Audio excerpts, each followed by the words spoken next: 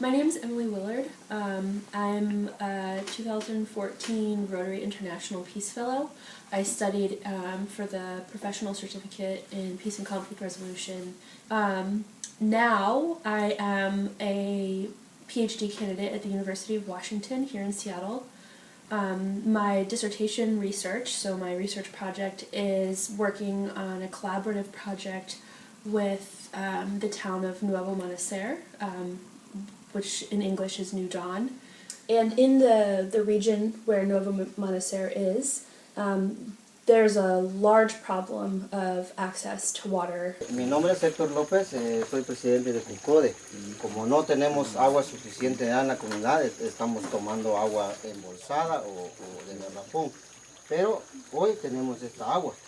Y esta agua es mejor porque nace de la tierra, nace de este cerro y contiene todos los minerales y el oxígeno que nosotros queremos. Entonces es por eso que pues también esta agua fue extraído tal vez en alguna fuente, pero tuvo un proceso. Es distinto que hoy yo voy a tomar este agua porque me da vida, formo parte de él y él de mí, ¿verdad? Entonces yo exhorto a todos a que cuidemos este agua porque es vida, es fortaleza. Yo voy a tomar hoy porque nace de esta fuente y está en este momento fuera de contaminación, ¿verdad? Entonces, pero anteriormente estábamos consumiendo mucha agua embolsada, comprada, que nosotros recursos económicos no tenemos dinero, no tenemos pisto, como se dice aquí en Guatemala. Entonces yo ahorita voy a tomar de esta agua.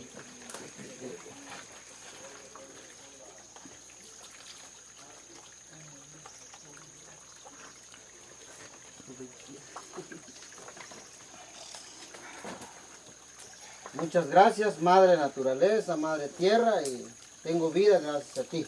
Especially when people first arrived, they had to wash their clothing in the nearby river, which is extremely polluted with disease and chemicals. So by increasing access to water, they don't have to wash their clothing in the river as much. However, there still is a concern around the long-term kind of future sustainability because the well water is not potable, so they're not able to drink it out of the faucet, which then they either have to boil water, which their main source of cooking and heat is wood, which means that they have to go out and collect wood from the nearby woods. They have to bring the wood home. Then they have to use that precious wood to boil gallons upon gallons of water in order to be able to drink and cook with it.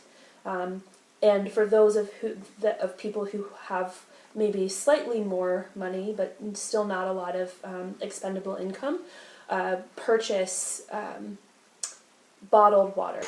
Nosotros pedimos una ayuda, ¿verdad?, para nuestra comunidad y también para lo que es el agua. Hay muchas veces que tenemos que esperar demasiado tiempo para que llegue el agua a nuestros hogares. A veces son días que no llegan y tenemos que ir al río, a un río más cercano al que tenemos, y bueno, para lavar nuestra ropa o para bañarnos. Y también el río está muy contaminado, entonces nosotros contraemos a veces enfermedades y bueno, yo pido una ayuda que ustedes nos puedan apoyar para que nosotros podamos estar muy bien de salud. Sí, también la comunidad de Nuevo Amanecer necesita de mucha ayuda de las personas, porque sí es cierto, el agua al llegar a las casas no es mucho, es poquito, y entonces a veces nos cuesta mucho.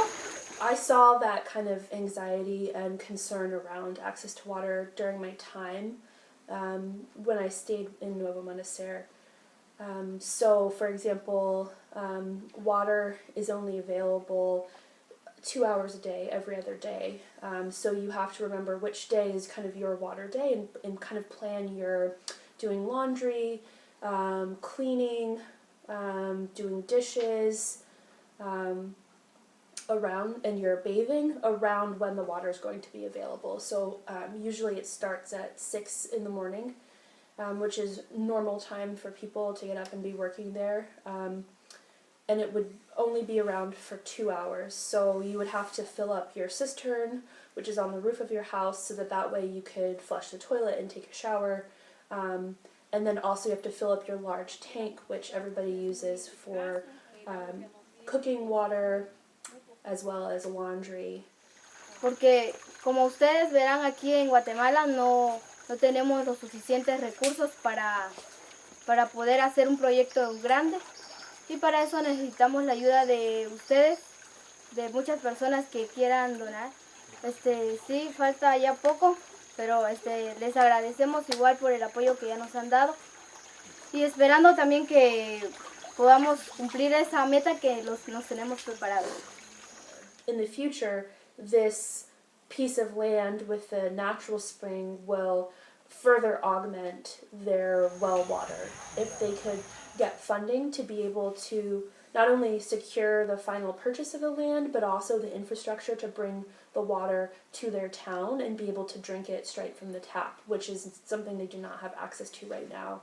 And again, this is part of their long-term strategy for planning ahead, even 10 to 15 years, but also generations ahead, because of kind of the general area that they live in Guatemala, through the changing weather patterns, and large monoculture plantations like of African palm and bananas, which use up a lot of the water that people don't have access. And I think another really important piece of this is people are planning ahead for future generations, because people in Nuevo Amenacer, they want to stay. They don't want to come, have to travel north to immigrate to the United States or move to other parts of Guatemala. They already, left Guatemala one time. They already had to live in exile and fear for their lives, and they returned triumphantly to Guatemala. They don't want to have to leave again. And part of this purchasing of the natural spring and the land and creating that infrastructure to get the water to the town is part of their long-term planning, so that they can stay there for future generations.